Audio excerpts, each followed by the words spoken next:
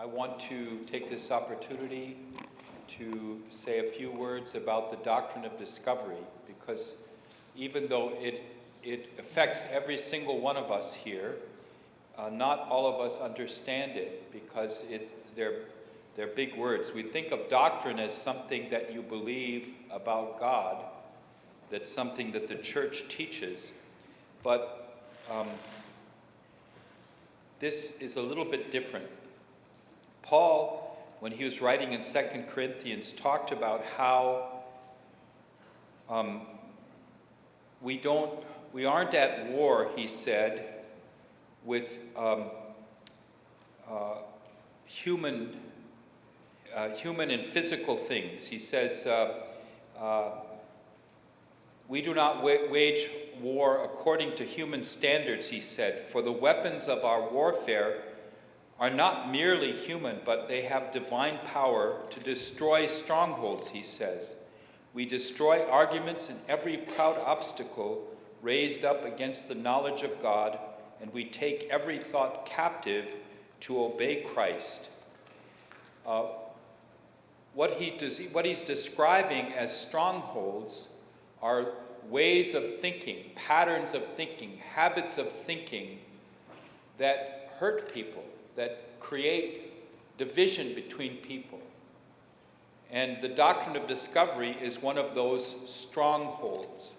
It's an idea that has been around for quite a long time. It begins, as far as we know, back when a number of Europeans discovered the land of Iceland. And because it wasn't known to be owned by anyone, the person who discovered that land was the owner and ruler of that land.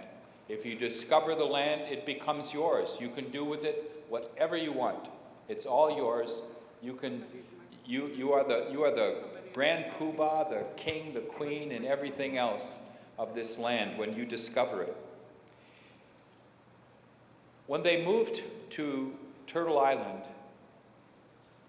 they couldn't say that they discovered this land because there were people already here, at least not in the way that they normally had.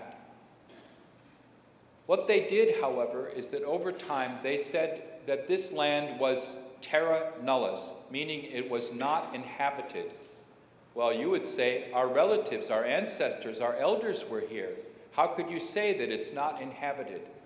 Here's where the doctrine of discovery becomes evil, and where it begins to hurt people, and where it becomes a stronghold against the people of the land.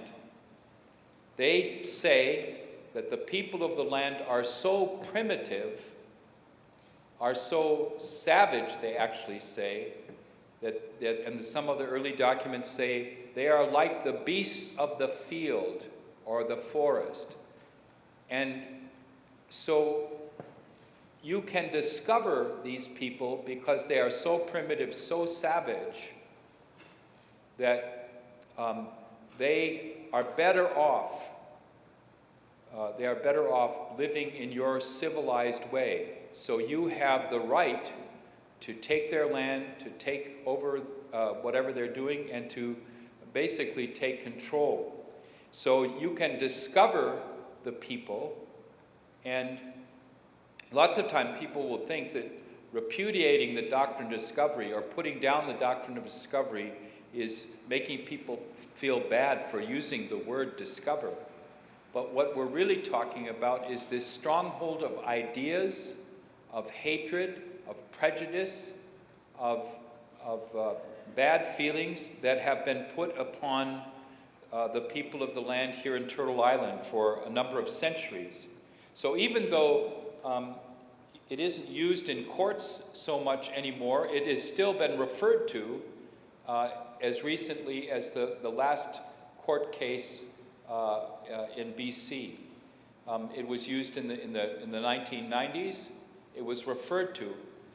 Over and over again, they will say that the people of the land here were so primitive that they're better off under the rule of the people from somewhere else. It was the doctrine of discovery and the ideas around it, the stronghold that led to the residential schools. Because it was said that the people were so savage and so primitive that they would be better off being schooled and separated from their families. And so this idea was used again. We see it also in the past when Indigenous people would move into urban areas. Quite often people would say, well, you don't want to have a special church because the best thing for them is to fit in and to become like us. That's a doctrine of discovery idea. Chinese people might come and we build a church for them. People from Africa come and we build a church for them. But when Indigenous people come, we say, fit into our program, be like us, act like us.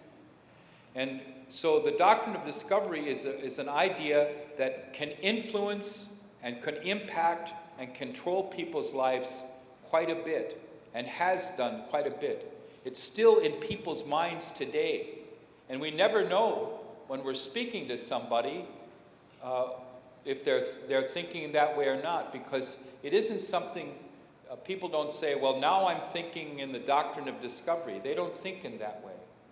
But when they look at an Indigenous person and they say, well, that person is primitive, they'll be better off being like me, that's the doctrine of discovery. And it is one of these strongholds of spiritual wickedness that we can see has created misery and death for centuries. And so when we talk about repudiating the doctrine of discovery, we're talking about all the aspects of it. The way it's been used in law, the way it's been used in theology, the way it's been used in teaching, the way it's been used in controlling people's life, and sadly also in the way that the church is organized. So we are freeing ourselves from this doctrine, from this stronghold, and entering into the freedom of Christ. That's what this is about.